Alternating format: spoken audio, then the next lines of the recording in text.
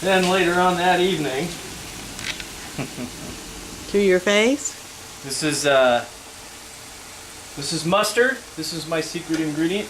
You take the little crappie and you stick it in the mustard, and people go, mustard? Oh, that's going to be way too strong.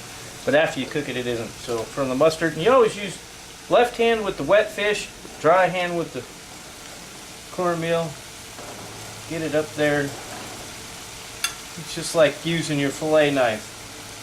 You never use your fillet knife with the wet hand. You keep the fillet knife in one hand, keep the fish in the other. Don't get it all wet.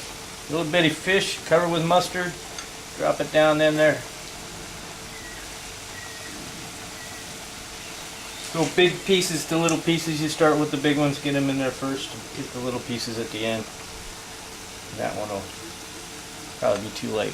Alright, I violated at the end. You see, this is why you don't put the right hand in the cornmeal. To the very end. Now it's too late, doesn't really matter.